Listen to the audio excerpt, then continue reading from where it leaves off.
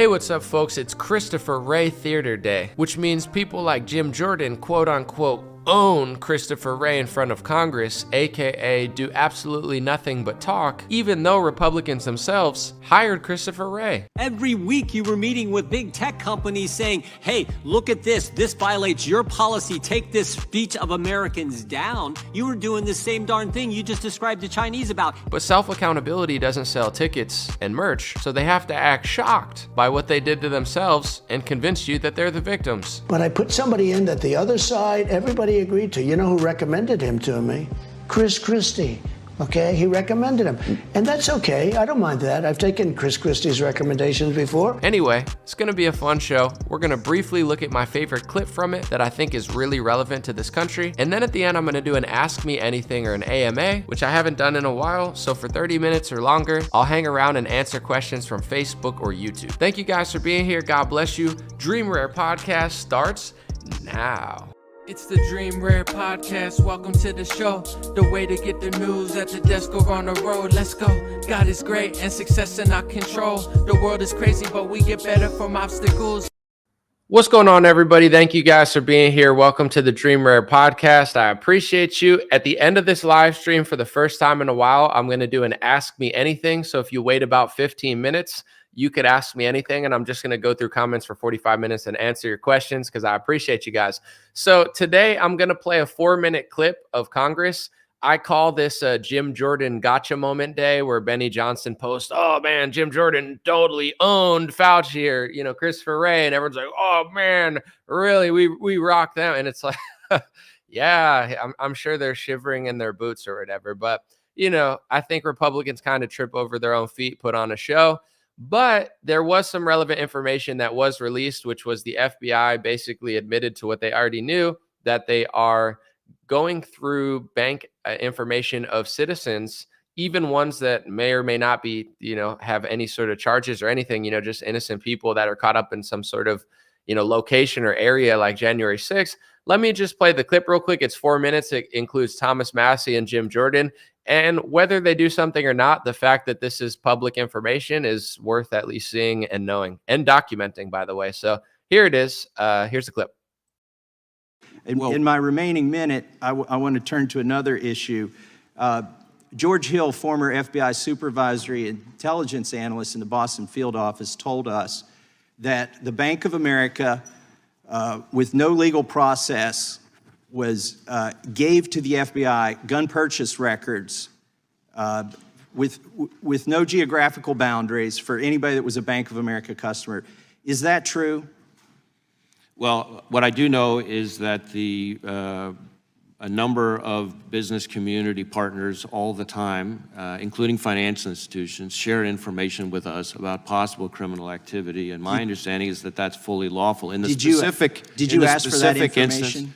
In the specific instance that you're asking about, my understanding is that that information was shared with field offices for information only, but then recalled to avoid even the appearance of any kind of overreach. But my understanding is that that's a fully lawful process. Was there a warrant involved? Again, my understanding is that the institution in question shared information with us, as happens all the time. Did you request the information? I can't speak to the specifics. Okay, well, we've got an email where it says the FBI did give the search queries to Bank of America, and Bank of America responded to the FBI and gave over this information without a search warrant. Do you believe there's any limitation on your ability to obtain gun purchase data or purchase information for people who aren't suspects from banks without a warrant? Well, now you're asking a legal question, which I would prefer to defer to the lawyers, since I'm not practicing as one right now, including the department. But what I will tell you is that my understanding is that the process by which we receive information from business community partners across a wide variety of industries, including financial institutions, sharing information with us about possible criminal activity is something that is fully lawful under current federal law. It may be lawful, but it's not constitutional. I yield back. The gentleman yields back. The gentlelady. Did the FBI ask financial institutions to turn over their customers' debit and credit card purchase history in the Washington, D.C. area for January 5th and 6th, 2021? I don't know the answer to that as I sit here right now. Well, we do, because Bank of America gave us this email from the FBI to Bank of America. Well, I am aware that Bank of America provided information to the FBI, but what communications occurred between the FBI and Bank of America about it? Let's read it. To recap our morning call, we are prepared to action the following threshold. Customers transacting debit card, credit card, Washington, D.C. purchases between 1/5/21, 1/6/21. That's scary enough. But then the next bullet point's even more scary. Any historical, capital letters, all capitals, any historical purchase of a firearm. You guys asked financial institutions, at least Bank of America, we think more. Did you guys ask him? Again, I don't have the full sequence of the back and forth. You've got looks like you've got one email that I haven't seen before here. So I don't know that I have the full exchange that this. Well, does this email trouble you as much as it does members of the Judiciary Committee? That the FBI is asking for every single, I mean, we had members of Congress here that week, first time they're getting sworn in as a new member of Congress, their family in town, and you're sweeping, and they may happen to be a customer of Bank of America, and you're sweeping up every debit and credit card purchase of their family who were in town that week because their husband or their dad or their mom is getting sworn as a new member of Congress? And then you're also saying, overlaying that information with, did this person buy a firearm? And the question is? I'm just nervous about that. Are you nervous about that? As I think I've testified before, my understanding is that our engagement with Bank of America was fully lawful, but that we recalled the leads that were cut to field Well, if it's lawful, that was my next point. If it's lawful, why did you say we're not going to use these leads? That's what Mr. Jensen testified to when we deposed him, the director of the terrorism unit at the FBI. That's what he testified to. Why did you not use the leads if it was lawful to get the information? Well, there are Chairman, plenty it's 1 minute and 18 seconds over time. there are plenty of times where there are things that we lawfully can do, but that we decide is better that we not do. And I think that's what happened. The idea there. that Mr. Massey said earlier, that this is lawful, that you can ask this is scary. This is something else we're going to have to change with. This is something else we're going to have to change. Are you ever going to do it, though, or no? You're just going to hire those people? Anyway, very relevant stuff. I mean, I think they used January 6th as like a spider event, like a 6 degrees of separation. It's like if you were at January 6th, they go for this, that, family, spider out at like web. You know what I'm saying? Like a connection of everything. And then the FBI, it seems like, just spied on pretty much as many people as they possibly could and acted like it was the craziest event ever. If they just went for people that did illegal activities, that's one thing, but they way expanded their powers. And I think that Jim Jordan and Thomas Massey, I guess I wouldn't say exposed that because it was already out there, but maybe showcased it. I want to play these two clips because as much as I know people think that I'm like so negative or something, I'm really not. I just see the world for what it is. It's hard for me to take these people seriously. Like I look at them like actors almost, because this wasn't an event that happened during the Biden administration. This happened during the Trump administration, and Donald Trump picked Christopher Wray. And for those who don't know, here's Trump's reasoning for picking Christopher Wray is he said that Democrats like Christopher Wray, and Chris Christie told him to pick Christopher Wray. I mean, what could possibly go wrong if Chris Christie tells you to pick somebody that Democrats also like? What are the chances that that goes wrong? I don't know, like 100%. But we're the victims, right? We're just the big victims, our party, even though they set us up. So silly. All right, here's the clip. But I put somebody in that the other side, everybody agreed to. You know who recommended him to me? Chris Christie. Okay, he recommended him. And that's okay. I don't mind that. I've taken Chris Christie's recommendation. I mean, that's the level of thinking that goes into our choices. Well, Democrats like him, and Chris Christie told me to. And, you know, I'm starting to think, and I've said this like a week or two ago, but I'm going to do it a little more thorough now, that the whole Trump versus Chris Christie thing is theater from Trump. I know people don't want to hear this, but guess what? I don't care. If I believe it's true, I'm going to tell you whether you want to hear it or not. I'm not out here just to lie to you and make comfortable like lies. But anyway, you know, Trump is always calling him sloppy, oh, you're disgusting, blah, blah, blah. But he chose one of the most powerful positions because Chris Christie told him to. And I don't like Chris Christie and I don't trust Chris Christie, but he makes a valid point here where he's like, is Trump an idiot or a liar? Because as much as he says I'm sloppy and whatever, he keeps listening to me and trying to hire me for positions. So like, does he hate me, or is he just lying to his base and acting like he does when he literally listens to me? Take a watch. This guy offered me White House Chief of Staff and then was on a podcast yesterday saying he never trusted me. Well, what does that make him? A liar or an idiot? It's one or the other. Because if you offer me Chief of Staff and you never trusted me, then you're an idiot. And if you did trust me enough to offer me Chief of Staff, then you're a liar. But I put somebody in that the other side, everybody agreed to. You know who recommended him to me? Chris Christie. Okay, he recommended him. And that's okay. I don't mind that. I've taken Chris Christie's recommendations before. And other people wanted Christopher Wray. And people from the other side wanted Christopher Wray. But now and Jim Jordan is... Oh, but now Jim Jordan is investigating. Sure he is. I'm just saying, it's like, I'm not out hiring Chris Christie, but Chris makes a valid point. Although I don't trust him. It's like, does Trump trust me? If he trusts me and he's trying to hire me all the time, then he's lying to you and he actually trusts me. If he doesn't trust me and he listens to me and tries to hire me, then he's an idiot because I'm not trustworthy and then he still does it. Like, that's exactly what's going on. It's hard for me to see it any other way. I wish I could just post like a Benny Johnson meme and be like, man, Jordan really crushed it, the deep state. But it's like, they hired the guy. It's like, and then you listen to the Hannity interview where, Hannity's like, well, Christopher Wray didn't work out. And Trump's not even able to admit that he made a mistake. He's like, we'll see. Maybe it will work out. Maybe it won't. I mean, it's like a clown show. I see it as like WWE. Jim Jordan's one of my favorite actors. Trump is my favorite comedian.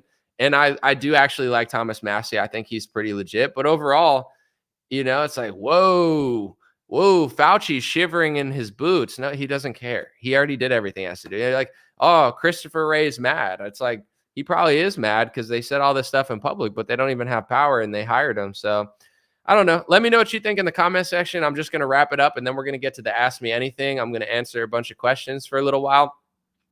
I think what the FBI is doing is too much. I know that they do some good stuff, and there is actual crime, etc., but it seems very politicized, and they tried to make January 6th into this huge thing to basically shut down conservative and I believe protests against not just vaccines, but really lockdowns and mandates. And all the people that were against mandates went to the Capitol because Trump, the vaccine salesman, tricked them into thinking he's going to do something. And then they all got in trouble. And now all of a sudden, Biden gets in office and there are no protests against lockdowns and mandates because all the protesters got locked up following the Moderna salesman. And I'm the bad guy for pointing all this stuff out. I just don't think all this stuff's random. I don't know what people would call it, but all this stuff's going on in 2020, right?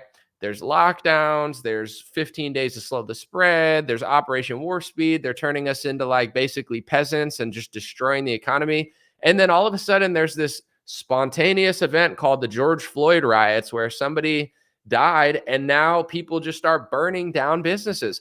I mean, if this is a coincidence, this is the craziest coincidence in modern history, because in Los Angeles, I know because I was there at the time, the day or the two, like it was the same week, if not the exact day that businesses started to open up. Gavin Newsom, the authoritarian, locked down businesses for months. He wasn't Brian Kemp who opened up earlier. He wasn't Kristi Noem who let people open up.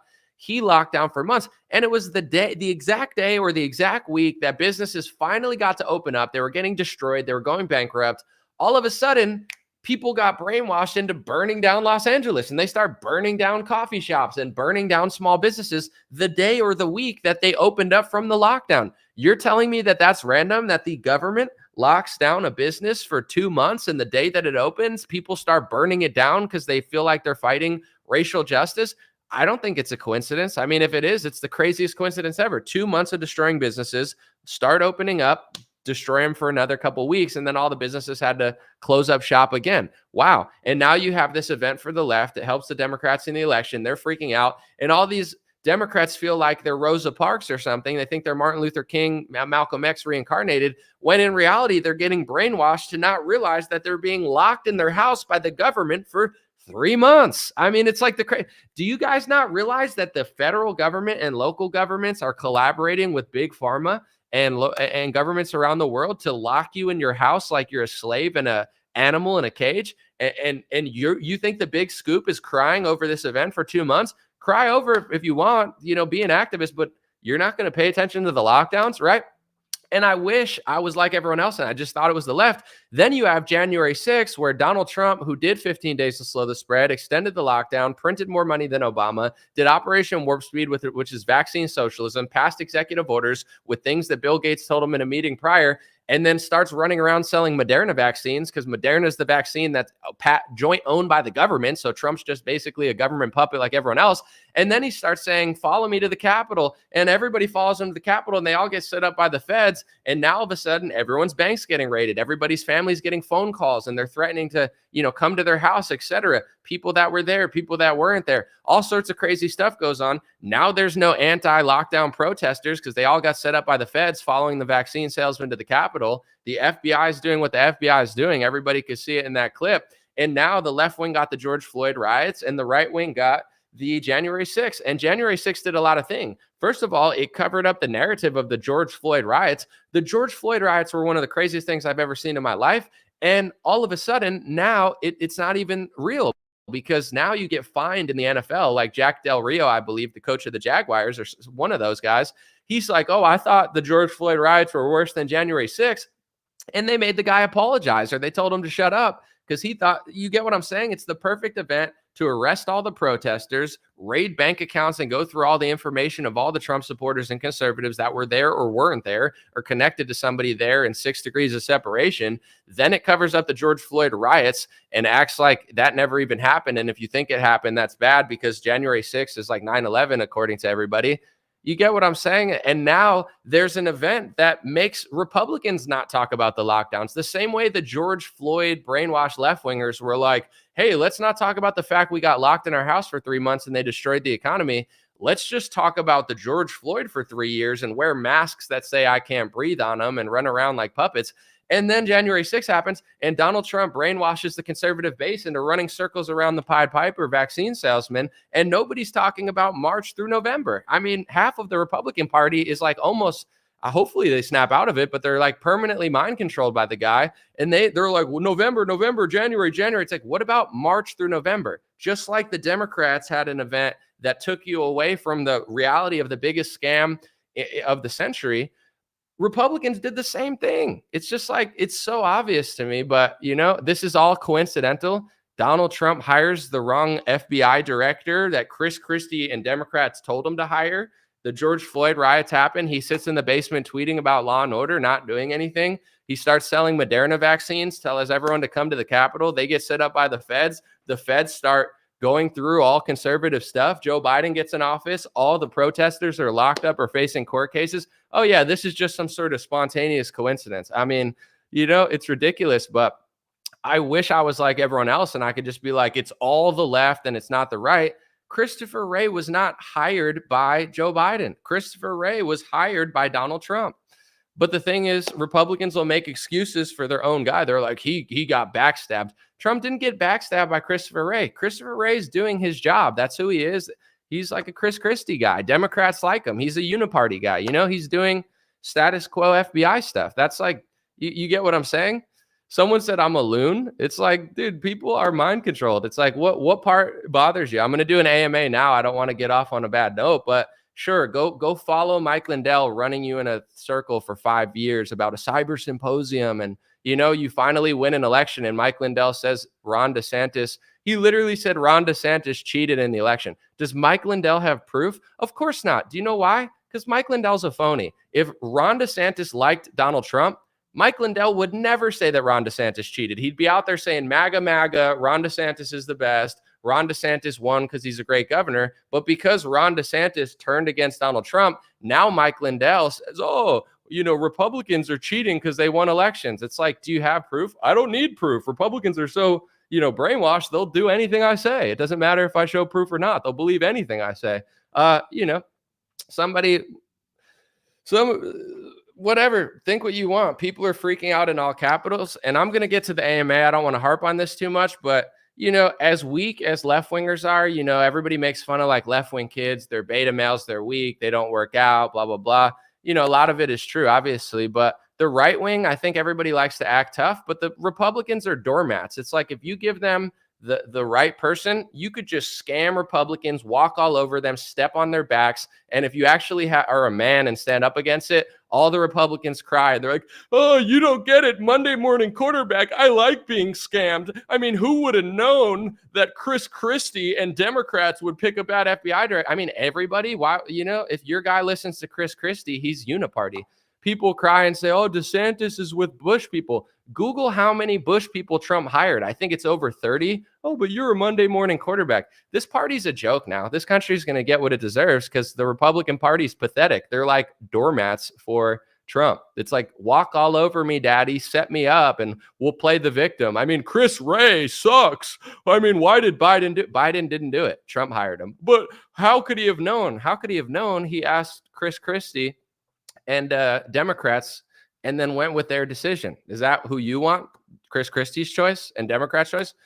It's a joke. But, if people don't get it by now, go follow someone else like Dan Bongino or Benny Johnson. I'm not knocking him. I like Dan Bongino. I've never met Benny Johnson. I'm not saying he's a bad person, but like, that's content for you. Cat turd, you know what I'm saying? Like mind control, 5-phrase, like simple stuff. It's, there's people out there that you'll like better. My show is a little more thorough. I'm not trying to be rude, but it's like there is, I like MMA, UFC, so I watch that. I don't pay attention to sports I don't like. All right. Ask me anything. I don't want to harp on this too much because obviously anytime I touch on things that actually happen that people don't want to hear, they're going to freak out and cry about it. They just want to hear like a Jim Jordan rant. Oh, Jim Jordan really crushed him. Oh, yeah.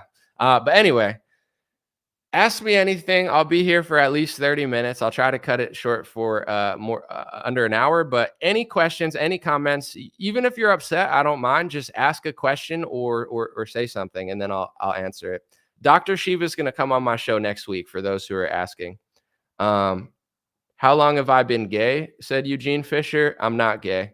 But if I was gay, I'd be crying like everybody on Twitter because they're calling DeSantis anti-gay. They're like, DeSantis is a bigot because now the Trump movement's now a liberal movement because DeSantis is actually conservative on that issue. Now you have a bunch of people calling him a bigot. I thought it was only the left wing. Left wingers are like, you're a bigot, you're anti-gay. And then like a year later, Trump people are like, you're anti-gay and a bigot. And I'm like, what's next? You're going to call people transphobes and say that, LGBTQ plus is good, but not the fifth plus, like the slippery slope. It's so funny. Anyway, let's get some more comments. What do I know about the central bank digital currency that they have in place now? Not really much. I mean, I know they're trying. I know they're finessing something. I know DeSantis claimed to ban it from Florida. I know a lot of people talk about it, but as far as how they're going to roll out the central bank digital currency, I'm not really sure. But I'm sure if they call it the Trump coin, people will fall for it, or they call it the George Floyd coin. Here, we're going to roll out central bank digital currency. Everyone's going to be like, no. And then they're like, it's called the George Floyd coin. And then the left wing would be like, sweet, George Floyd coin. Yeah. And then you give them the Trump coin on the right, and people will be like, yeah, we got the coin. Fed Now it's called. Yeah. I mean, we'll see. They're not hiding the name Fed Now. It's going to be a totally revolutionary coin called the Fed coin. It's like, I mean, they own the currency. They own the banks. The Federal Reserve owns the money, so they could pretty much do whatever they want. I mean, we'll see how they do it, but I don't see people like, what can you do? If they roll out a Fed coin, what are you going to do? Not use it? Look at Threads. Mark Zuckerberg rolled out Threads. It's like the fastest growing app, I think, in like modern history. Fed Now releases in July. Yeah, I mean, it's concerning, but I would say that we don't have a gold-backed currency anymore. So I don't know what the difference is between fiat printed money and digital money. Yes, I guess cash money they can't track, which is what they're probably trying to do, right? Make it all trackable with all this FBI stuff. But in my opinion, I mean, I'm not trying to be a downer, but I think they already track everything all the time. Like, I think everything you do is probably tracked already. Like, I don't think the Fed coin is going to be the last straw. They're already tracking everything, in my opinion. I wish it wasn't that way, but I don't think we have like a free, privacy-based country anymore. Let me see. Question and answer, someone said. Yes. Would I have a libertarian presidential nominee on my podcast? Absolutely. I've invited Dave Smith multiple times. He like head fakes me. I know he's a busy guy, but he's like, yeah, let's do it. And then we never do it. I've had Spike Cohen on. I think he was the vice presidential candidate. We had a cool chat. I like libertarians. We don't agree on everything, but I do agree with libertarians on a lot of stuff. I think taxes are a scam, and the Republican Party is a socialist liberal party pretending to be like far right or something. So we get along. Honestly, libertarians show me more love than the Republican Party does, even though I'm not even like a full-blown libertarian and I make fun of them sometimes. All the top libertarian, like the official party, follows me on Instagram and stuff. They like me. I like them too. It's just, we don't always agree. That's fine. Let's see. Did I see the Tate Carlson interview? I have not. I saw a lot of people crying about it on the left, on the right. Here's what I'll say about that real quick. I don't care if you like Andrew Tate. I don't care if you like Tucker Carlson. I don't care if you think the interview is a softball interview. Say it's a softball interview. But what you shouldn't do is say, oh, Tucker Carlson's hosting a human trafficker. Are you an authoritarian now? You don't want interviews to happen? You don't want people to be able to speak? Like, I'm seeing people on the right, on both sides of the right, the Trump and DeSantis camp, they're crying and being like, I can't believe he hosted a human trafficker. Bro, let Andrew Tate tell his story. You could say if you want, Tucker gave him a softball interview and said he should have went harder, but don't sit here and act like Andrew Tate's beyond the pale and you shouldn't interview him. This is why I don't like the Republican Party at all. They're like, oh, you shouldn't interview Nick Fuentes. Oh, Trump should have never went to dinner with Kanye West. Oh my gosh, Tucker Carlson's like the right is so fake. All of this Trump versus DeSantis stuff, it's not causing division like people think. It's not causing division. It's exposing the Republican Party for who they've always been. They've been fake for years. You just haven't seen it because things were going well. Once things don't go well, you see your true character, and most of the right doesn't have a true character. I don't care if you like Ye or Fuentes or Andrew Tate or anybody, but the thing is, let people have interviews. If you're crying about platforming or eating dinner with someone, you're no better than a commie. You're like a controlled opposition, Let them speak. Let Tucker speak. Say he gave a crappy interview if you want, but don't say, oh, how dare you host a human trafficker? Shut up. Let the guy talk. People are so fake. I'm sorry if I'm ranting and being annoying, but people are so annoying. Like, this is every day I wake up and see this stupid stuff. I'm like, what a stupid world we live in. It's okay though. We try to have fun with it. All right. Anyway, what do I think of Gavin Newsom pardoning the Leslie girl from the Manson family murders from a life sentence? I didn't see that, so I don't really want to speak on it, but I'll look into it. I don't have a thought on it. How about allowing Dr. Shiva to speak? I just said Dr. Shiva's coming on my show next week. I just said that. You're like, oh, yeah, of course I'll let Dr. Shiva speak. We've spoken multiple times. We've live streamed twice, and we're about to do a third time this next week. I like talking to Shiva. Say what you want about the guy. He's definitely not boring, and he's definitely not energyless. He's got very legendary energy. He's a rare boy. He's out here just firing off. So I'm going to give a great interview to Shiva. I have a lot of interesting questions to ask him. So it should be a good time. I like talking to Shiva. It's fun. Someone said, this is your worst broadcast by far. Well, I'm sorry you feel that way, Victor. What don't you like about it? I'll take notes here. Let me get my pen. Hold on. Here, we got a pen. All right, Victor, you're on the clock. What's bad? What's so bad about this one? Let me know. I got taking notes. Okay. Let's see. I'm gonna read more questions just as they're rolling in. I don't really see too many. Do I think all Republicans do is take the last position Democrats had years ago to have a constant, steady movement to the left? Yeah, pretty much. I mean, I'm trying to explain it. Like, I don't care what you think socially, liberally, like whatever. If you're liberal, you're liberal. If you're conservative, you're conservative.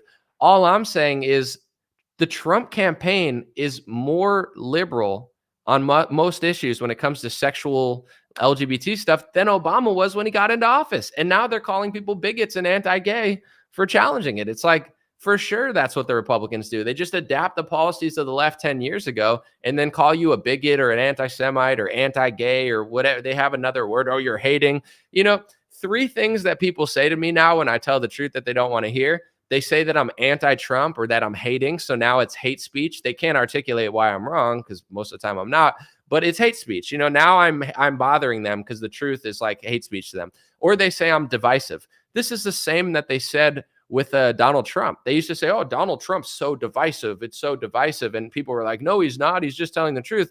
Now I'm divisive because I'm ruining people's little fake fantasy party. I'm divisive, but not the people brainwashing MAGA moms into thinking JFK Jr. is running the thing behind a Wizard of Oz curtain. And then people will say like, you're anti this, you're anti that. These are words of the censors. Do you ever hear me say words like that? When's the last time you heard me call someone a bigot? Never. When do I use words called anti this, anti that? I don't, because it doesn't even make sense. It's like basically like you're wrong, but I don't have to explain why. You're hateful, but I'm not going to say why.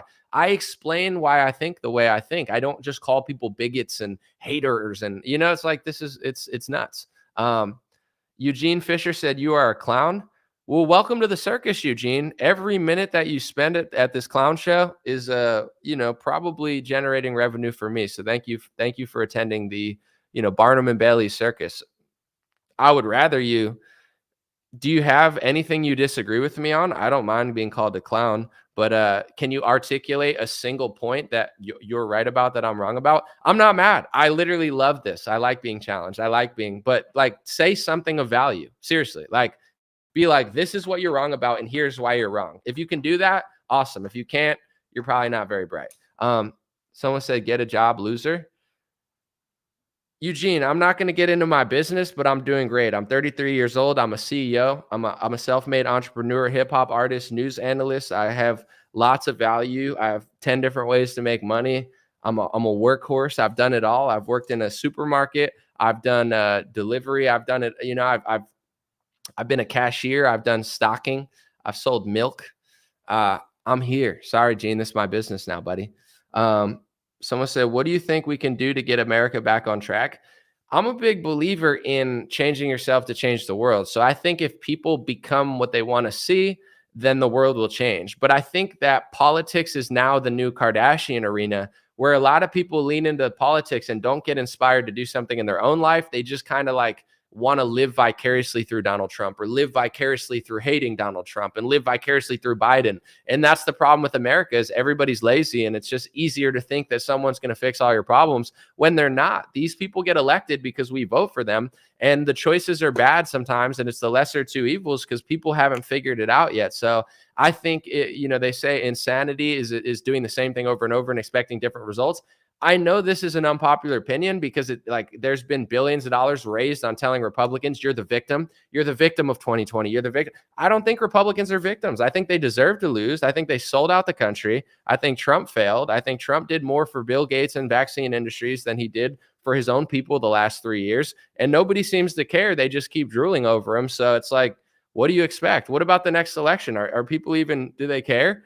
I don't know. I feel like Democrats play chess and Republicans just like run their base in circles. But yeah, to fix the country, I think people just have to like do it themselves. I don't know. No one's going to save you. No one's going to fix it. And if you think what I'm saying sounds like black-pilled, that means that you put way too much faith in these people. Like, a politician isn't going to change your life. Like Floyd Mayweather is going to be rich whether Trump or Biden gets in. A farmer is going to have a farm whether either one of those gets in. Yes, the Democrats might try to take it, but at the end of the day, it's overall, it's like you gotta be a winner. You gotta make things happen. You gotta stand up for yourself. Your life is not just like sucking off a politician metaphorically and thinking that makes you a patriot. Like you gotta be, you gotta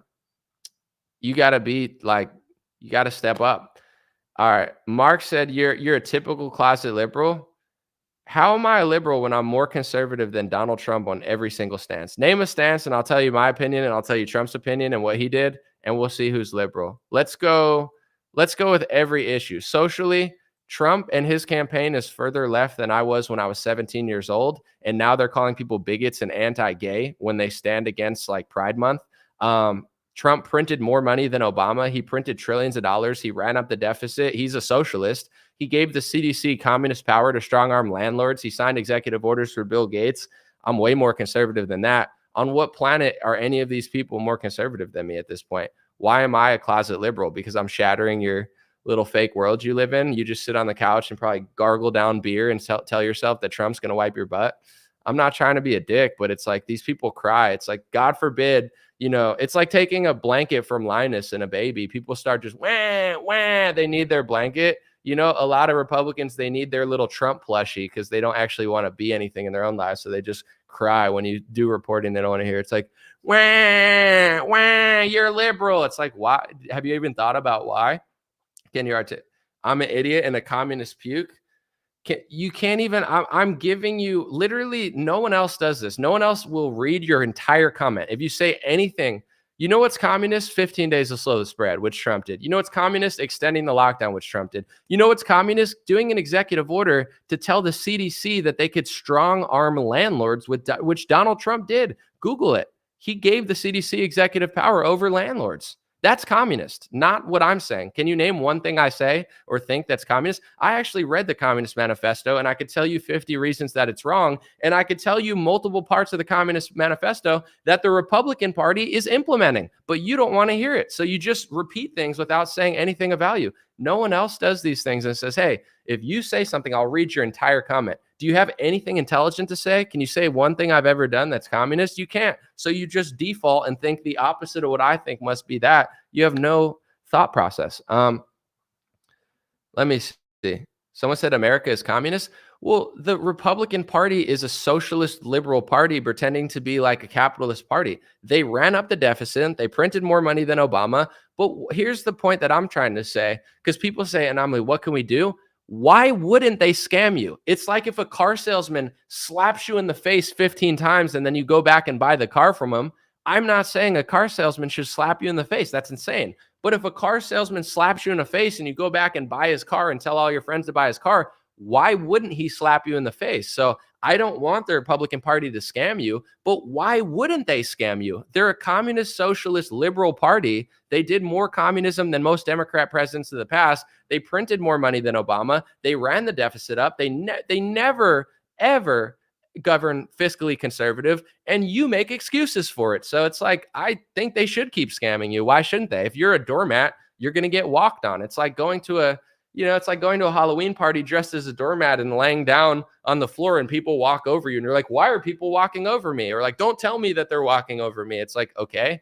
And then you're like, ow, it's the left. It's the left doing this. It's like, yeah, the left sucks, but I'm just saying the right's in on it, including your daddy. But sorry.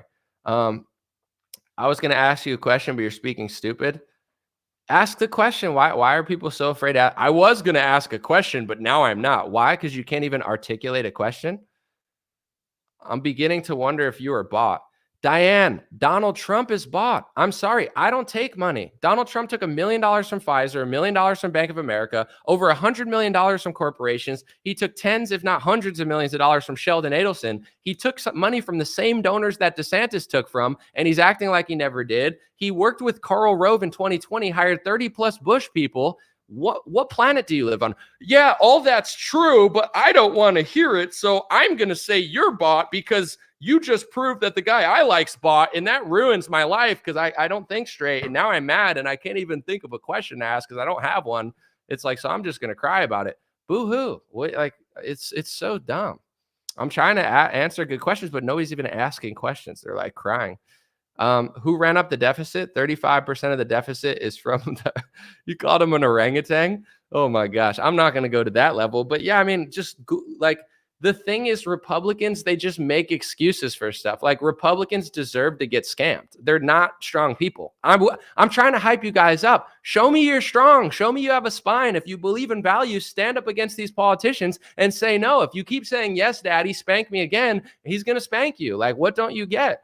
Well, An0maly, the reason that they ran up the deficit even more than Democrats is because they had to. I mean, they had to get scammed by Fauci. They had to listen to Chris Christie. They had to do it. It's like, why wouldn't they keep scamming you? You deserve to get scammed, you know?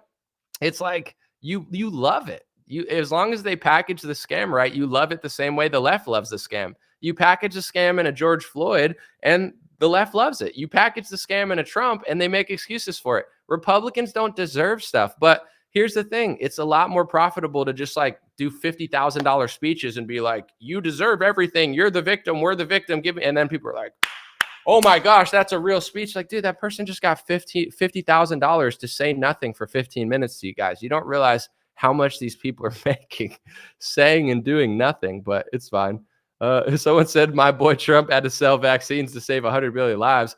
Why wouldn't he keep doing it? I hope he does keep doing it. It's like if his base is this weak, like he had to sell vaccines and do socialism to save the planet. It's like, yeah, patriots, like it's like so stupid. But I'm just shocked. I'm just shocked that people don't get it yet. It's so weird. All right. I want to get back to some questions because I don't want to do this. What do I think of the media trying to get people to not see the Sound of Freedom movie? The media sucks, and I think you should see whatever movie you want. And something tells me that that movie is better than other movies, just by default. So I'm not out here hating on it, but people are bringing up points about it. I don't, I'm not going to hate on the movie. I know some people are saying it was financed by this person, it's this and that, maybe, but I don't know. It can't be worse than the new Barbie movie coming out. Let's just put it that way. Let me see.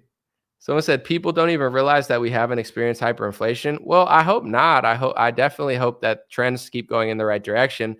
America might be able to weather the storm, and I hope they will. But we definitely were hurt the last couple of years. Hopefully, it gets better. We felt the hurt right now. Let's hope that the Janet Yellens of the world can figure out this mystery, the Scooby-Doo mystery. Someone said, I'm so glad that I found you. Thank you, Stephanie. I think I'm hilarious, but I don't know. It could be hate speech. I'm not sure. All right. What's up with the book? Yeah, I apologize. It's like 90% done. I've just been pulled in 1,000 different directions, and I've been doing like videos for almost 20 years now. And I'm just like, I'm not getting lazy by any means. I'm still working, but like I'm doing like 20 different things. I don't even take breaks a lot. My break is doing other work. Like I work Monday through Friday, like all day. And then on Saturday and Sunday, I'll just do other work. Like I used to do my book on Saturday and Sunday as like an off day. So I've been trying to just like enjoy my summer a little bit and actually take breaks so I don't burn myself out. But and also I do music too. I'm like recording songs, shooting music videos, editing my own music videos. I'm very close to finish. I just need a day where I just get inspired to do it. My inspiration's been taking me in other directions. Do I believe people who are depressed have a physical ailment or a spiritual one? That's a great question, Doomsday. Thank you. That's better than calling me an idiot and a clown. I appreciate it. I mean, it could be either. I think that physical ailments can lead to depression. I'm not a very depressed person, but when I was injured, it made me kind of depressed. I'm not playing the victim, but I was very down because I couldn't walk. I could barely go to the bathroom. I couldn't shower because I had my foot injury. So I think physical ailments can lead to depression. And I think that spiritual ailments can also lead to depression, but it's your job to really power through and try to figure out the issue, in my opinion, before you run to like pharmaceuticals. Because I'm not a doctor. Talk to your local doctor or whatever I have to say. But, I'm personally not a believer in like these pharmacy, like, the Jordan Peterson thing where he takes benzos and goes crazy for 3 years and comes back and works for Daily Wire. I'm not knocking it. I'm just saying Jordan's story is very similar to a lot of people's story, that they take too many pharma drugs and then they go nuts off them. So I would say that depression can be from a spiritual or a physical ailment, but it's a good idea to try not to feel too bad for yourself and, get over it. Even now, I'm not having like a lot of problems, but I've been having like, I don't know if I'd call them minor or major, but when physically and health issues are coming up or things are not 100%, it's hard to stay in good spirits, in my opinion.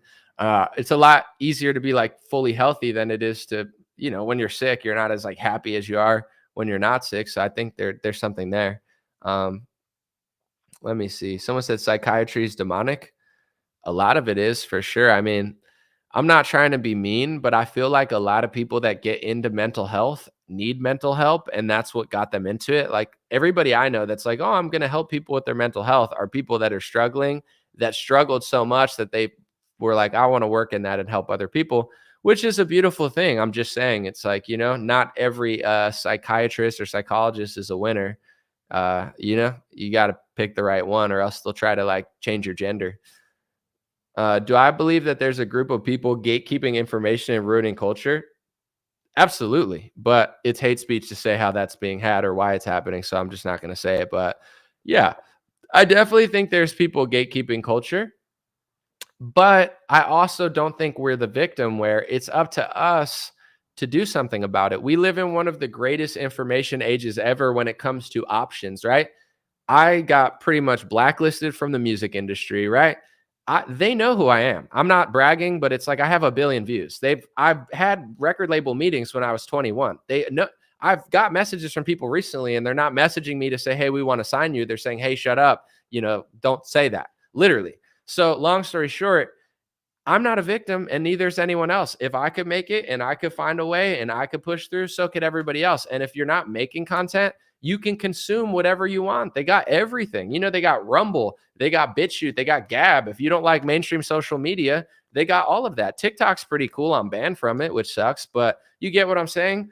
The world is our oyster. So I would say, even though there are people gatekeeping culture and it's terrible and it's wrong, it's our responsibility not to listen to what they're selling, not to buy it, to see through it, to get over it, to find a way.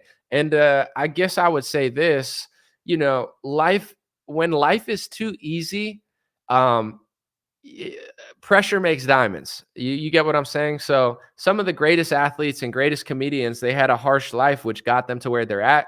So although there's things that aren't ideal in this world, if everything was perfect and there were no gatekeepers of culture, it wouldn't be interesting. It wouldn't be such a success story to make it through that or to see through it. So, I don't think we should spend, like, we could talk about it and call it out and try to redirect it towards something more like good. But I don't spend too much time like feeling bad for myself or anyone, because as much bad gatekeepy media as there's millions of great things out there that you can listen to or watch. And one thing that I'm a huge component on is tutorials. Like, as bad as YouTube can be, they censor me. I feel like they blocked me for years from making way more money. But, there's tutorials on YouTube. I think tutorials are amazing. You could find some 15-year-old English kid, some chick from New York, like random people of every race, all 10 billion genders. Just kidding. But, they'll teach you whatever you want to know. I played the piano because I learned on YouTube. I, know how to. I'm about to put up another thing because I hate that little black square, but I got something else for there. I'm figuring out how to do the construction based off of YouTube. There's tutorials everywhere. You want to be a producer? Go on YouTube. Look up a tutorial. You want to figure out how to mix your content, edit. Everything I do, I learned on YouTube. I didn't even finish college. I'm not stupid. I just dropped out because I was getting millions of views when I was 20, and I just didn't feel like spending money. I didn't like school. I wasn't good at taking orders and like listening to liberal teachers. But you get what I'm saying? It's like the world, everything I do, I edit on Final Cut. I learned on YouTube. I don't make excuses. I don't say, "Oh, I don't have Daily Wire. Oh no, Ben Shapiro won't hire me." If they won't hire me or no label wants to sign me, I got to figure out how to get views. I got to figure out how to edit the content and package it and do it. That's why I do everything. I record, I edit, I make thumbnails, I use Photoshop. I'm not naturally an artist, a graphic artist. I'm terrible at graphic art. My thumbnails suck. I should actually do better.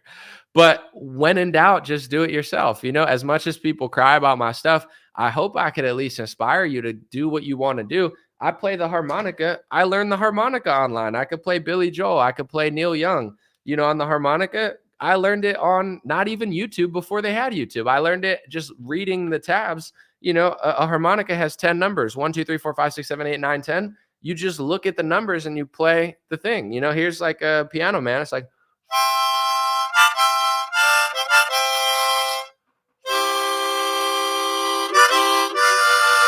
see, I can play the whole thing, but I just Googled how to play it on harmonica when I was like 15. And then I found a sheet music and I learned how to read it. So long story short, yes, there are people gatekeeping culture and social media, but no, we're not the victims. Yes, there's a lot of options. Yes, you could succeed. Yes, you could win. And also, my life, in many ways, it wasn't the easiest life. In many ways, it wasn't the hardest life. There's always someone out there that you could be like, they grew up in a diamond mine in Sierra Leone, and you're like, they lived a way harder life than me, or they grew up here and lived a harder life than me. There's always better and there's always worse. But, I'm grateful for all the trials and tribulations I have. And now that I look back on my life, I used to look at things and things that happen with my family and think, oh, I'm the victim. Oh, my mom's so mean. But then I hit a certain age and I realized that that's what made me who I am. My parents did their best. They're good people. It could have been, there could have been crazier stuff that happened. And that's when all my blessings started coming to me, because I stopped playing the victim. I stopped hating the people that created me. And I never like fully hated them, but my mom, she was definitely like not an easy mom. But now you see my work ethic, you see what I'm able to do, you see how hard I work. That's because of my mom. If my mom was too nice, I wouldn't be who I am today. I wouldn't have good manners. I'm very respectful. I hold open doors. I'm a nice guy. I feel like my mom drilled home the right values. So long story short, things that went wrong in my life or were hard in my life, that's what made me. And all the hard times I had in my 20s is what makes me appreciate what I have now. If I was born rich, if I was born in a mansion and had a yacht when I was 10 years old, I might not even like them. It's like, oh, I've done this forever, it's boring. But because I was broke through my 20s, because I never asked for money, because I lived in a city and was on the bench with gang members at 5 a.m. to get a $15 an hour job. That's why, because I made money. I know Eugene says you suck and An0maly get another job. I don't have to. I've saved a lot of money. I'm not the smartest with my money. I could have made better decisions, but I'm also not stupid. I saved a lot more than most people have at my age. So long story short, it's like, I appreciate everything I have now because of the struggle. So I don't look at the gatekeepers of media and think, oh my God, I want to be you. I have no envy or jealousy. Like, what a wicked life to live of deceit and brainwashing and all that sort of stuff and gatekeeping. And I feel great about where I am, and I feel great about being able to reject it and still make it to a certain level, still get to really live a life like a rock star without their permission and without their support and without their funding and without I don't need anyone, Democrat, Republican, music label.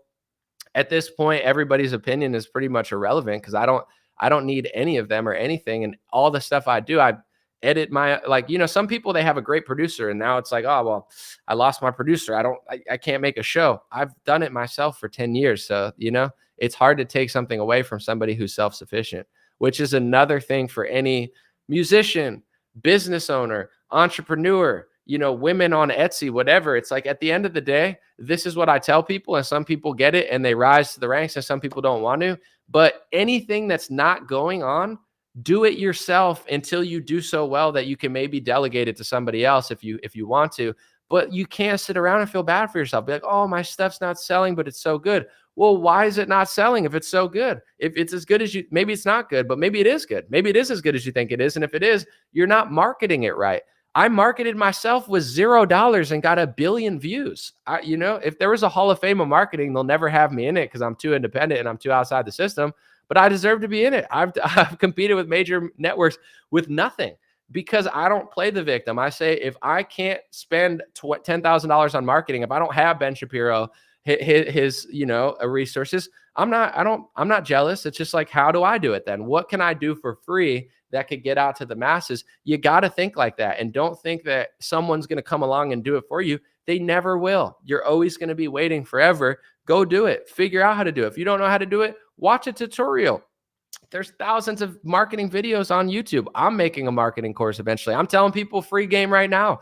It's like, lean into it. It's a good time. I mean, there's crazy crap going on, but back in the day, it's like, I didn't even have any of these options. As much as I could cry about, oh, people were mean to me on Twitter, who cares? I used to work in an overnight stocking at ShopRite. If you guys know what ShopRite is, it's like a thing on the East Coast. And I would sleep during the day and I was white as a ghost because I couldn't even, I slept during the day when the sun was out and I worked at night. If people are mean to me on Twitter, it's whatever. I talk about shit for money. It's pretty good. I could act like I'm isn't that tough? Like, not really. I mean, there's things that suck about it. Sure. Some things are stressful, but whatever, I'll take it. It's not, could be worse. Someone said, can you touch on Timecast? Do you know it? Are you trying to say Timcast, Timecast? No, I don't know what that is. I know what Timcast is. Talk about Roseanne Barr. Talk about the blanks. I love Roseanne Barr as a friend, and I've talked about groups of people before, but it's just like the theme of this is, everything happens for a reason. So if you don't act like a sheep, you won't get treated like one. And when it comes to race and all of the hypocrisy between what some races can and can't do, people don't get respect naturally. If your ethnic group is acting super weak and pathetic, people treat them. And there's a lot of manipulation going on, but people got to snap out of it and demand respect. You know what I'm saying? Not play the games, not fall for the traps, not be apologetic when you're telling the truth. People have smeared me 1,000 times. I've been called a conspiracy theorist. I've been called anti-Semitic. They publish something like I'm the craziest person, even though I've never even said a hateful thing about that. I just objectively talk about stuff in reality. But it is what it is. It's like, it's part of the game. That's just what they do. They're calling working out like a far right. Like if you work out and take care of yourself, they're putting Nazi symbols on MSNBC. These people are insane. They're nuts. Don't envy them. Don't be jealous. Don't be angry. Just lean into who God made you. Lean into who you are. Lean into the solution. Don't allow these people to run your life, because if you just hate these people all the time, then they consume you and they win anyway. So, stand up for what you believe. Don't be a coward. But at the end of the day, you don't want to live a life of misery and feel bad for yourself. It is what it is. Like, nothing's perfect, racial nation. It's never going to be perfect. There never was a perfect time. People used to get like robbed going across the country and have all their horses stolen and left for dead in like a desert. It's not like everything was great back in the day. A lot of things were good, but a lot of things also weren't. Like people look at the early 1900s and they're like, that was really crushing. And some ways, yeah, they actually had families. People weren't so insane. But at the same time, like there were robbers and, they're crazy. Life is crazy. Like it's always going to be crazy. I don't think you want to envy too much, like another time period where it's like, yeah, I wish we could do that and we should work towards it. But also you got to lean into what you're grateful for and look at the blessings of this era and just lean into those a little bit at least. Someone said utopian is Greek for no place. I've heard that it means a place that doesn't exist. It's probably true. I mean, if you're religious, then it's heaven. It's the afterlife. If you're not, then I don't know. You're a communist. No, I'm just kidding. I don't know. If I think an interview between you and Russell Brand would be interesting. I would love to talk to Russell Brand. We would have a great conversation. It would be a vibe. It would crush it. The energy would be off the charts. Let Russell Brand know, I would go on a show. I would love to talk to him. It's just one of those things. I've messaged him on Instagram. I just never got hit back. But to be honest, I don't take it personally or anything. He's a busy guy. He's very successful. I just reached out saying, hey, man, I like your stuff. I'd love to chat. It would be a good time for sure. I would love to. Let him know if anybody knows Russell Brand and has that connect. That would be fun for sure. He's a fun guy, no doubt. Thank you, Dr. Gatto. I appreciate it. So he loves me. I've never heard him talk about me, but okay. Someone said Brand is a Freemason. Maybe, I don't know. Are you sure about that? Or are you just saying he is? What about Top G? I would for sure talk to Andrew Tate. And here's the thing. If I gave Andrew Tate an interview, I like a lot of things about Andrew Tate. Some things I disagree with. I'd give him a good podcast. I'd give a great interview. What I would hate to see is people being, oh, An0maly, how dare you platform a human trafficker? How dare you talk to them? Dude, the right likes to gatekeep just as much as the left. If I interview Andrew Tate, I'll ask him some tough questions, but really, I do think he's an entertaining human being. Like he's lived an extraordinary life. He's a top kickboxing fighter. He's done a lot of crazy stuff. Some things he probably regrets, some things he probably doesn't, but he's a fascinating human. I would love to talk to Andrew Tate. He's very funny. He's very witty. He makes a lot of sense on a lot of issues.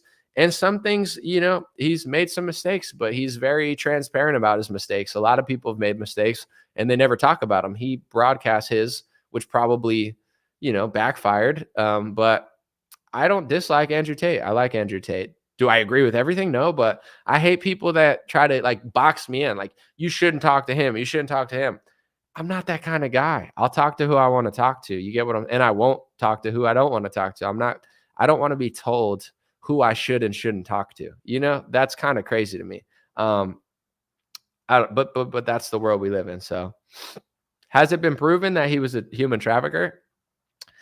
I don't think he was a human trafficker. What I think happened is he ran a webcam business and he was just like wilding out a little bit. I don't think he was like trafficking in women who didn't want to be there and stuff. I don't think that was happening at all. I think he was running a porn thing, and porn is a grimy industry in general, and people have sex in porn industries and do weird stuff. So it's like he's flying in women doing porn business. Obviously, it's not the most ideal profession, but I don't think he's like trafficking in people who don't like him and they're stuck. Like, I don't think any of that's true. Honestly, I think, he was just living a wild life. And the thing is too, it's like a lot of people like fly people around and stuff. It's like, oh, I don't have money. Like, okay, you could come here. You know what I'm saying? Like, but you combine that with like sex and porn and webcam and, publicly saying that you were treating women weird and like playing them and deceiving men. In my opinion, it's not a good idea. Like, that's where, in my view, as much as I like the Tate brothers and I appreciate them, and I'm never going to just like slander them because other people want me to. I think they were a little too prideful in some of the wicked things that they've done. Like, they were proud of scamming men. I don't think that's a good thing. Like, if I scammed a guy, I would feel terrible about it. I wouldn't be like, yeah, that was so great, we just made millions and lied to him. They kind of did that, and it's pretty messed up. I'm not gonna lie, but they should have interviews. This is real life. Some people live crazy lives and do crazy stuff. And there's no world where that shouldn't be allowed to be on a podcast. I think it needs to exist. And, I do think that they've done other cool stuff, but I'm not a fan of that, obviously. But I don't think he I think they're trying to set him up because he's been effective in making men not weak. He's blew up on TikTok for his like manosphere stuff. And I think it's a threat to the establishment. And I think that probably he would never get arrested if he didn't get so famous. But I don't, I have no idea. I mean, I'm not the court there, but I don't. Someone said that's a lot. I'm not saying it's good. Obviously, I told you what I think. I'm just saying I'm not going to cry that Tucker Carlson is interviewing him. But what I would say is I didn't watch the full interview. Tucker should ask him about that and have journalistic integrity. And if he didn't, it's totally acceptable for people to call it out and be like, Tucker, you never asked a question about that stuff. You should have. That's fair. But to say he shouldn't interview Tate because he's a human trafficker, that I disagree with. That's gatekeeping. That's censorship. Let the guy speak, but you could say he could have gave a harder interview. Let's see. Thank you, Tony. I appreciate it. How come I don't like Tim Pool? I mean, do you really want me to get into it again? I would say I don't like that he's always like, holy crap. Like, he's always like freaking out and just like acting so shocked by like basic stuff. Like, oh my gosh, oh geez. It's like, bro, this is like water is wet, dude. It's not a big deal. But anyway, I don't like him on a deeper level now because I flew out to be on the show. They invited me on the show and they pretty much just left me hanging, treated me like garbage, didn't recoup what they said they would recoup and made no effort to, and just treated me like scum. And, I've been a lot of places. I've talked to a lot of people way more rich and famous than Tim. It doesn't matter how rich or poor you are. You shouldn't treat people like that. But I would say Tim, I don't know if I'd call it customer service, but Tim, the way that Tim's team like organized it and treated me was worse than anyone's ever treated me. And I've been to dozens of podcasts. I've hung out with way cooler people, way more interesting, way more popular people. And the reason I do that type of stuff is like not because of who they are, but I like them. So long story short, I would love to talk to Tim again.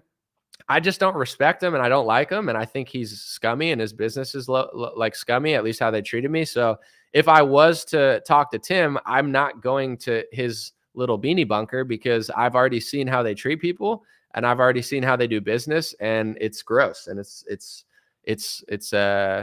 whack. And it was a very simple, easy fix that, it could have been fixed in 2 minutes if they had even like a half a soul, but it is what it is. I'm not, I wished him the best.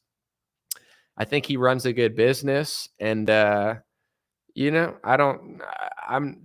doesn't make or break me. Being on his show is not going to change my life. It's going to give like a slight boost on social media, get me in front of people that have never seen me, which would have been nice. I would have liked to have a conversation so people could see it. But he's a self-made man. I'm a self-made man. Business to business, I'm not hating on the guy. He runs a great business. It's just the reason I don't want to go there is for why I just said. So, it's not something I think about ever anymore until people say it. I just don't agree with what Tim's saying too. Like his takes on like Trump and DeSantis, I think are weak, but whatever. Yeah, I call it the beanie bunker. How about the Hard Pill Network? I've never heard of it. Thank you, Tony. I appreciate you so much. Someone said, I appreciate you, brother. You're a great part of history of my life, especially the past 3 years. Crossing paths will always be in my memory. No homo, just keep it at 100, bro. Appreciate it, Tony. If you were an NBA player, they'd probably suspend you for saying no homo. But on my show, we're going to let it slide this time. But just don't tell Zuck, okay? Don't let Zuckerberg know. Could I touch between the correlations between adrenochrome and the Disney movie Monsters, Inc.? I can't because I know nothing about it, but I will say this about the adrenochrome theory, etc. There's two separate things that I think people are misconstruing, and I think it's getting sloppy. If you Google what adrenochrome is, there is something that is called adrenochrome that's like pretty mainstream, and it's not what people say it is. But also, I'm not going to sit here and say you're crazy, like they would never do that, because it's also on record that they do that. Like literally, you could Google that scientists are saying that young people's bloods are what they're using to make people younger. Sandra Bullock went on Ellen DeGeneres and said she's rubbing Korean baby foreskin penis, like skin serum on her face to make herself younger. So this idea that they wouldn't use blood, it's like, I'm not going to sit and say, oh, you're a conspiracy theorist. That's nuts. It's not nuts. I think in some forms they're doing really weird crap to try to look young and stay young. But at the same time, the people that always talk about adrenochrome, it never adds up to anything because they don't realize that there's a mainstream product called that it is not the blood thing. It's something else. And it just, it becomes just like a hodgepodge of like 50 theories at once and people can't get their story straight. So I would just say, I do think they're using young blood to stay young. I mean, literally I could Google it and show you these articles. Like it's mainstream, young blood aging. Ready? I'm just going to read a headline. Could young blood stop us from getting old? The Guardian, Nature Journal, young blood reverses age-related impairments. Discover Magazine, could young blood infusions reverse the aging process? Science, young blood renews old mice. So it is a fact that they're in the mainstream saying that young blood makes you younger. So I'm not saying you're crazy. You're not. But saying that if you look up adrenochrome and like they're selling certain things, certain places, they're not selling baby blood on freaking Alibaba. You get what I'm saying? It's like people are mixing up two things.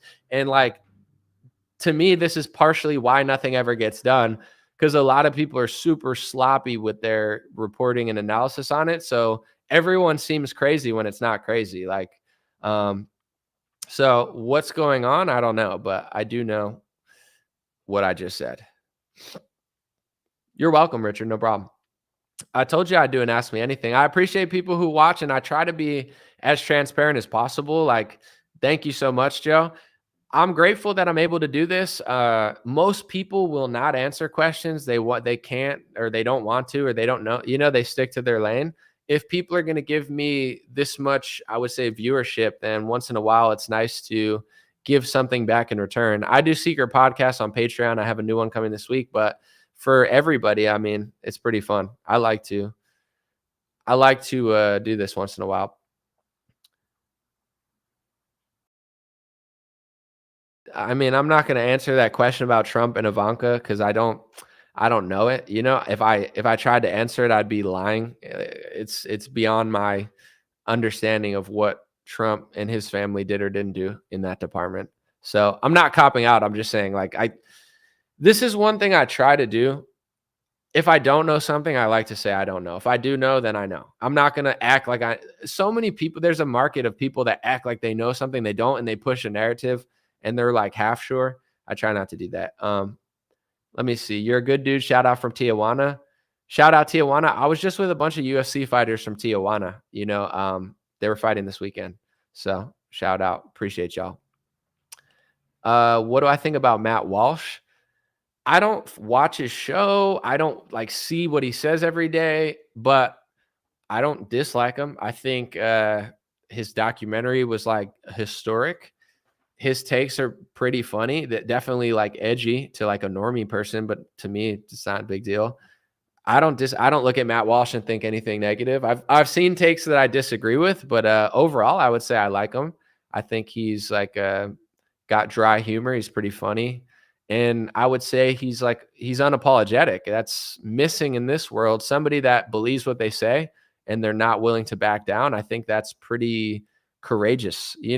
Like he sticks to what he likes and he refuses to cave. So I like Matt Walsh, but I've never met him. I've never talked to him. I don't know everything he says. I say this because then people are like, well, what about the one time he said this? Like, dude, I'm not gonna like judge someone off of every podcast. What about Brett Cooper? To be honest, I've rarely seen her shows, but I've heard good things and I've heard people that I like and respect say that they like Brett Cooper. And I think she follows me on Twitter, so she has good taste. What can I say? Yeah, it's nice when people in that world don't hate you. The fact that she follows me means she probably likes my takes at low key, which is nice. I appreciate it because I've probably people were saying stuff about her because she came up through the Daily Wire and they were saying that, her contract was bad and this and that. And I've talked about it before. I wasn't trying to be disrespectful to her, but basically saying, I don't know what her contract is. I'm sure she's doing well. But if Daily Wire's also helping her a lot and kind of made her big, then they deserve a bigger part of the deal than they deserve with Crowder. I've mentioned that one time and I might have said it a little ruder last time. So no disrespect to her. I know pretty much nothing about what she does, but she's doing well and a lot of people seem to like her and she follows me. So that's nice. So hopefully she enjoys the takes. Some people do, some people don't.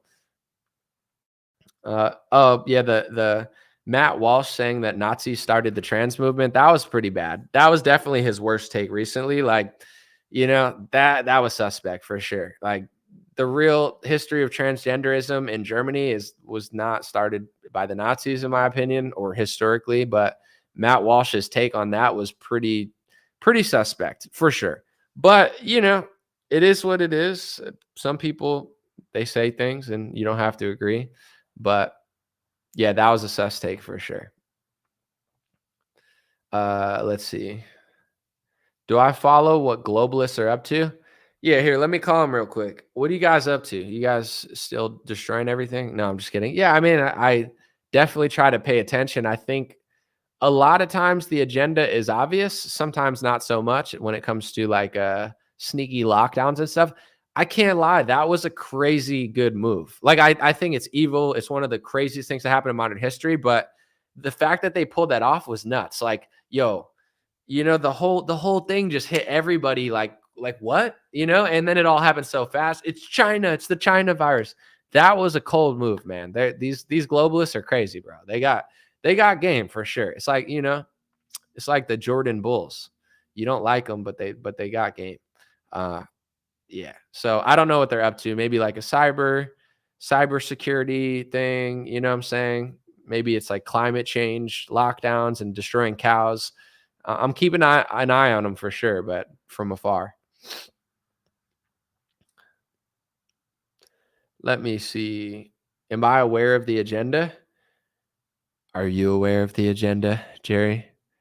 Are you sure? I would like to think that I am, but I don't know. Do you know better? Some people say, you don't know. You don't know about the agenda. I'll tell you. All right. Spit some game. Have I seen Rules for Radical and Yuri Bezmenov? I own Rules for Radicals. I've read part of it, not the whole thing.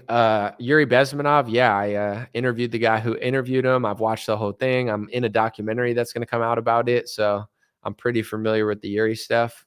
Yes. Let me see. Gale pagan worshippers. That's not a question. You're just God bless An0maly for seeing through that. Thank you. Kaz, I'm not going to answer that, but that was a funny comment. What you just said was pretty funny. Let's see. What about the rest of the question?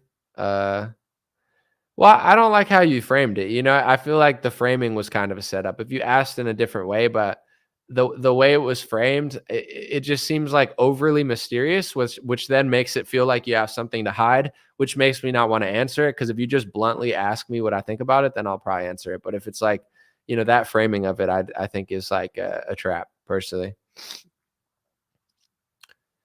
Let's see. Cyber is the real domain, according to Netanyahu, which explains the high-tech transfer laws between the U.S. and Israel.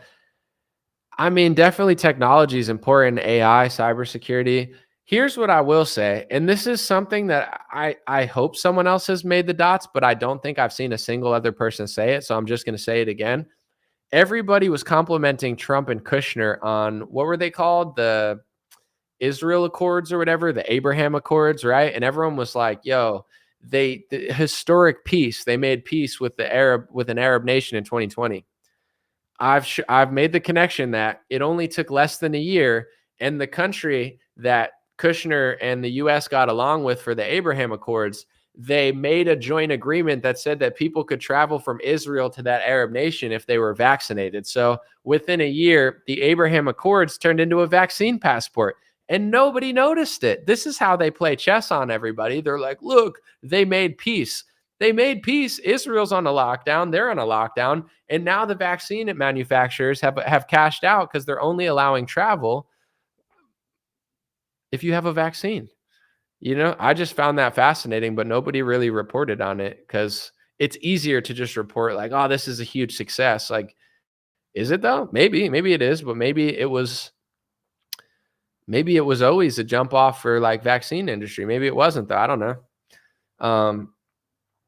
Speaking of fresh and fit, did I see Nick Fuentes drop the N-word on their podcast on Rumble? No, I saw that he did that podcast. To be honest, I've never seen Fit and Fresh. I've just seen clips of it, or pictures of it, but I've never listened to them, so I don't even know what they're about. I did see that he went on, but I didn't know he said the N-word. That's pretty wild. I'm guessing it didn't go over well. I don't know. Like, that's something that people would be like, yo, that's crazy. And it's like, it's so crazy that I'm sure people laughed when it was said. And they probably like freaked out or something. I don't know. I don't who are these people? Like, are they liberal? Are they conservative? Are they just like culture people? Are they white? Are they black? I don't even know the context of like who they are. Yeah, G. Edwards the man. Yeah, Yuri is dead though. You can't interview Yuri, but you can interview G. Edward Griffin. All right, I'm going to do like 2 or 3 more questions, then I'm going to take off. Thanks for hanging out. I appreciate your time. Hopefully the question and answer went well. I apologize for the first 10 minutes. Everybody was yelling at me, but it's okay. Did I see the Rumble CEO is doing raids, donating money to whoever's live? I did see that. I'd love to go live on Rumble. I just don't know how. They don't have the same plugin that Facebook and YouTube does. So I don't understand the Rumble live technology. I've reached out to the team. I'd love to go live on there. My videos are now getting like 1,000 views on there, which is more than they've ever gotten on Rumble. So I would love to go live on Rumble and get some free money from the raids for sure. But I don't know how. I guess I should probably look into it so I could get some free money. That's probably the play. Thank you, Kaz. Appreciate it. Someone said Fit and Fresh is black and they are pro-man. What does that mean? Like pro-man, like manosphere? Are they like conservative-ish, like man guys or mandates? I don't know. Thank you for answering my question. Have a good day. No problem, Vandal. Appreciate you. Do I have a favorite film? Not really. I'm not really a movie person. I think my attention span is like so low now that I like Willy Wonka and the Chocolate Factory, the original. I think The Truman Show is pretty cool. There's a few movies that I like for sure. Some comedy movies I like, but I don't watch movies anymore. It's like it's a thing that I just haven't done in so long. I'm not against movies. I'm not like a hater. It's just the format just doesn't hit. I like podcasts and like short videos and stuff. I'm a millennial. Leave me alone. Watch a tutorial on Fit and Fresh. Excuse me. Contemplate a documentary. Get involved with some good people and direct it. I'd buy it so fast. Well, I'm in 2 documentaries coming out. I'm just not going to get paid for any of them, which sucks, but it's whatever. One of my documentaries is featuring Jordan Peterson. It's featuring Alex Jones. Apparently, it's featuring, I don't know, maybe Tom McDonald. I think Will Witt's in it. Roseanne is in it because they asked me if I could get her, and I got her. So they even gave me a production credit. So I'm going to have a production credit, and I'm in a documentary coming out with Peterson, Roseanne, and a few people, which is kind of tight. And then also I'm in one with Yuri Bezmenov. It's just a big holdup. They take forever to release it. So I'm going to be in 2 documentaries. They both should be pretty fire. The guys who made Uncle Tom and Uncle Tom 2 are working on a documentary, and I'm a feature. I'm one of the 3 people in it. So that should be pretty tight about Yuri Bezmenov. It sucks. So yeah, I'm not going to make $1. I wish I could, or I would, or figure out maybe I could be in on the marketing team or something, but eventually I will make my own documentary. I just got to get the right team together. Thank you though. I appreciate you would support it. Let's see. Thank you, Melissa. Someone said it's the best live stream ever, and someone said this is the worst live stream ever.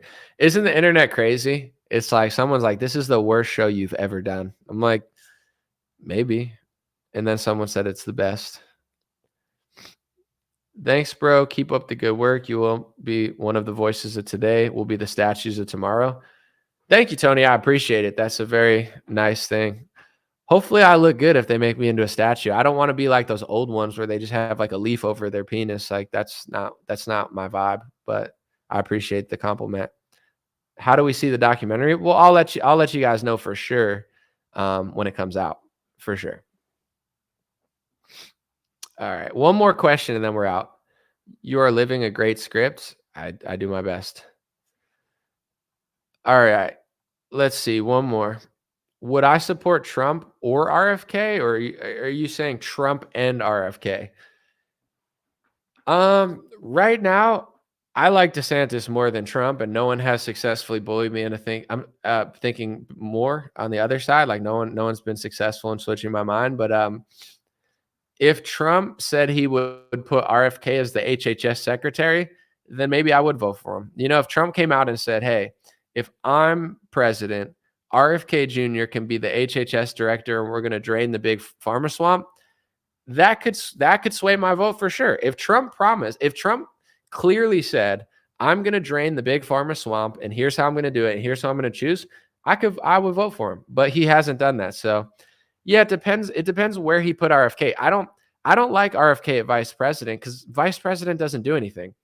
This is the problem with Trump's last administration is he hires terribly. Like, he's not a victim of Mike Pence. He hired Mike Pence. He's not a victim of Christopher Wray. He hired Christopher Wray. You got to put the right people in the right positions. You got to put RFK Jr. as the HHS director or Thomas Massie or Rand Paul. 3 names. They would all do a great job. RFK, Democrat, Rand Paul, Republican, Thomas Massie, Republican. Put them in charge of HHS. This is what it annoys me because it's like nobody does their research, but all these other accounts say Trump should have fired Fauci. Trump should have fired Fauci. Trump should have fired Fauci. The truth is maybe he couldn't fire Fauci. But what people don't know is above Fauci is the HHS. I mean, actually above Fauci is the NIH, and then above the NIH is HHS. So there's 2 parent companies above Fauci. And Trump has the power to hire an HHS director, and he put a pharmacy lobbyist there. The HHS director is 2 steps above a Fauci. So whether Trump can fire Fauci or not, I'm not going to say it's the wrong messaging because I would have liked to see him fired. But the truth is Trump has the power to put someone more powerful than Fauci at the top of that pyramid. And he put a guy from Eli Lilly named Alex Azar.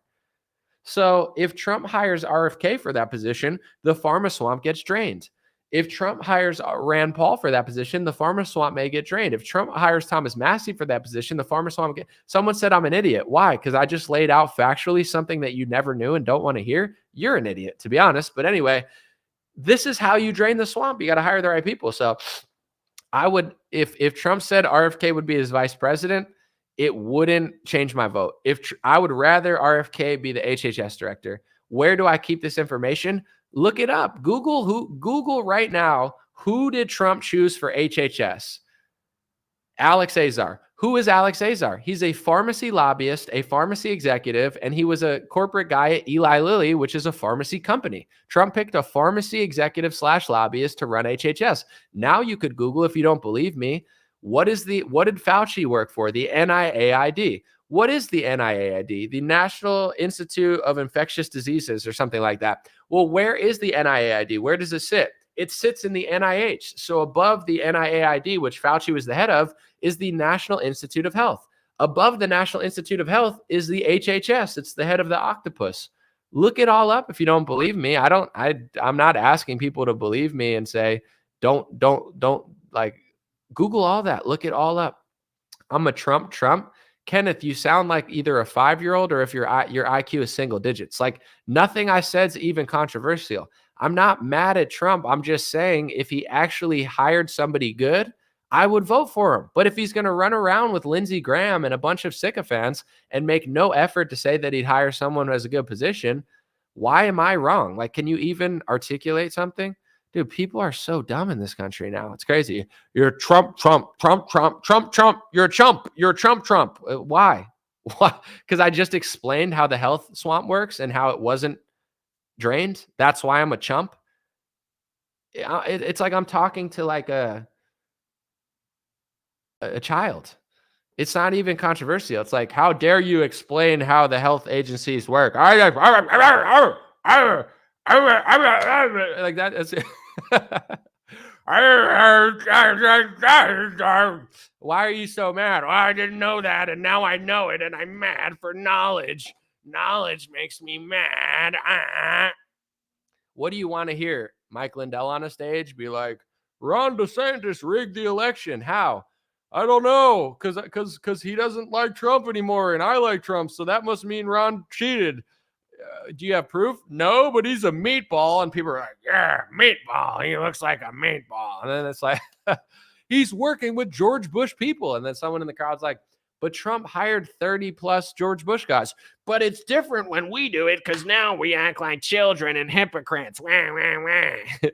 It's like talking to a bunch of kids. I'd rather speak at like a kindergarten and be like, hey, kids, let's do some jumping jacks. You know what I'm saying? Or go to like a high school and be like, yo, get your education and don't get brainwashed. Then talk to people yelling at me for explaining HHS, how it worked. Like everything I said about that is exactly how it worked.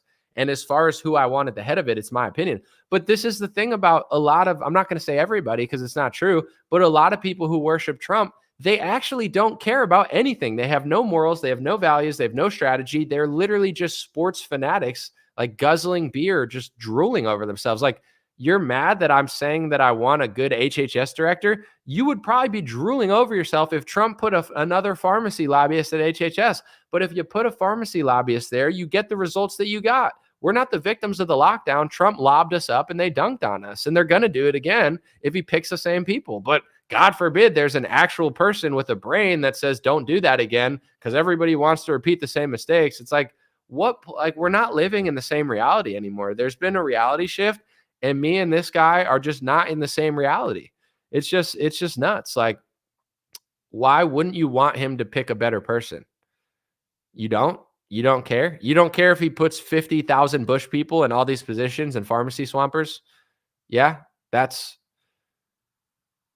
unbelievable. We will now ignore you, foolish and childish one.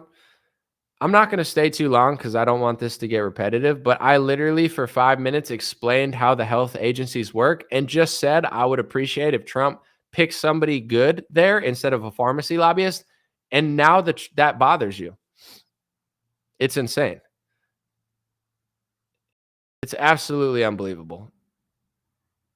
Why does that bother you? What do you want? Unbelievable. Someone said about 97% of the supporters weren't at the Capitol that day.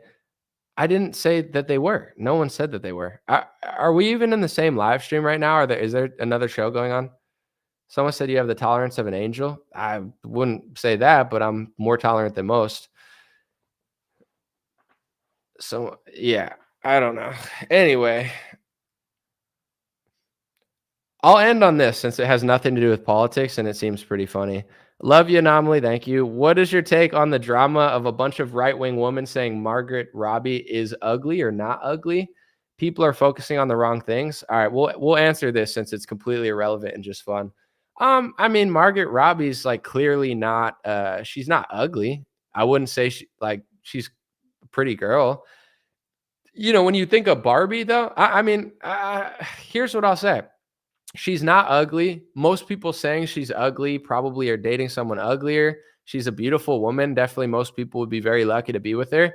When it comes to Barbie, here's all I'll say. I'm not going to say she's ugly. She's not. But like Barbie is a certain look. Like Barbie is like, you know, like if you see a chick and she looks like a Barbie doll, you say you look like a Barbie doll. It's not like a woman can be a 10 and not look like a Barbie. You get what I'm saying? To me, Margaret Robbie, she's not ugly. But she's not really a Barbie. So I'm not going to say I agree and think she's like terrible, but like there's some beautiful women that have brown hair and they're just built different and they don't look like Barbie. It doesn't mean they're not pretty. It's just like Barbie's a specific cut. And I don't think she's the worst casting for it, but I wouldn't say she's like the best. You know, they casted Ryan Reynolds for Ken, I guess, maybe because he's famous. Like, I don't know. It doesn't really matter to me. I'm not gonna watch the movie. I could care less, but I would say she's not ugly at all. But she's not like a traditional Barbie look. Not saying that means she's bad looking. It just means they went with someone who doesn't really look like a Barbie doll, in my opinion. Is that wrong to say? I don't know. Am I a bad person? And then to me, it looks like, I don't know. It's just like everything's pink. It's like a little candy movie for people. I'm not the target audience, so who cares what I think? They're definitely not casting. They're not casting people in this movie to be like, you know, we need to please this guy. No one cares about my opinion. Why would they? I'm not going to see it. I don't know. Like if a hot girl that was like a 10 was like, hey, An0maly, let's go watch Barbie movie. I'd be like, nah, you know, maybe. Like, can we do something else? You know, I'm not the target audience for the movie. Appreciate you guys. God bless you. God bless your family. God bless America. God bless the world. Thank you for being here. And I'll do for Patreon, Facebook, Twitter, subscribers, all that stuff. I will do a subscriber only like private live stream. I think there's 8 up there or 7 up there right now on Patreon. So thank you guys. There's 7 secret podcasts or 8 secret podcasts there, maybe 6. I don't know. I hope 8. I don't know if I'm counting right. But anyway, I'm going to do another one. I didn't forget. It's just been a busy month, and I got you guys. Thank you guys for everybody who's subscribing on. I'm just going to go through how much I like you. If you subscribe on Facebook or YouTube or any of that stuff, you know, I like you slightly more than everyone else. Doesn't mean I don't. I'm just kidding. But you get what I'm saying. These people who support, that's like very helpful. And it's like a rock when everything else kind of goes up and down. Like when people support on that level, it's very appreciative. With that being said, I appreciate anybody who watches, shares, just, you know, tunes in. I met a guy in Vegas. I'll just tell you a quick story. And he's like, you know, super cool guy. We hung out for like 30 minutes. He was like, An0maly, I appreciate your stuff. He's like, I love what you do. He's like, you're the man. But he was like, I don't subscribe on Patreon. And I'm like, bro, it's not a big deal. But then he bought me lunch and he's like, but I will buy you lunch in real life, but I'm not going to subscribe on Patreon. I was joking with him. I was like, bro, it's all good. I don't care. You don't, it's just a suggestion, but you don't have to. But after he kicked it, he was like, maybe I will now, because I see you're a real one. And I was like, you don't have to, bro. You already bought me a burger. You didn't have to buy that. So it was just funny because he was like, I don't subscribe on Patreon. And I'm like, no, I'm like, that's totally fine. It's a suggestion. And even when I sell my shirts and stuff, I understand that probably like 1% of people are going to do it. It's just a numbers game. The more you say it, I talk about my email list. I talk about my music. If I could get 1 sign up, 1 click, you know what I'm saying? All of it matters. So it's totally like optional. I just thought it was funny that he said that. And I was like, bro, don't worry, man. I just repeat it for marketing reasons, not to like jam it down people's throats. But that's what it is. Thank you guys. Secret episode coming soon later this week. Dream Rare Podcast, we're out. Hopefully that wasn't too big of a train wreck.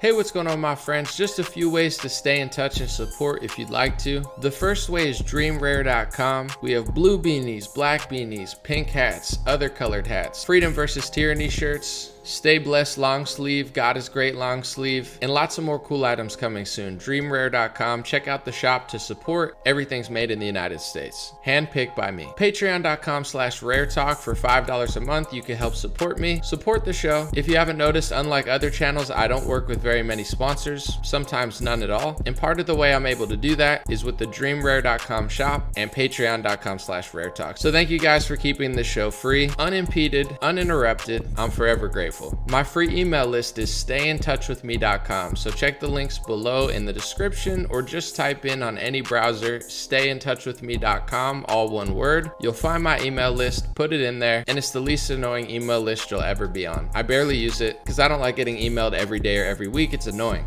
so I don't do it. Stayintouchwithme.com. It helps me take back some power away from big tech. Telegram, t.me/DreamRareChat or @DreamRareChat. Due to censorship, I post all my live stream and videos there. Sometimes I have some bonus content, and I try to give people a heads up when Facebook or YouTube won't. DreamRareChat at Telegram. My Instagram is @DreamRare. Thanks for everybody following there for shorter content. And DreamRareLinks.com, that's DreamRareLinks.com, has all my stuff. My podcast on Spotify, Apple Podcasts, my music on Spotify and Apple, my Rumble page, my BitChute and Gab page. All my links are found at DreamRareLinks.com. Thanks for watching, folks. God bless you. You already know I'll be back with more content soon.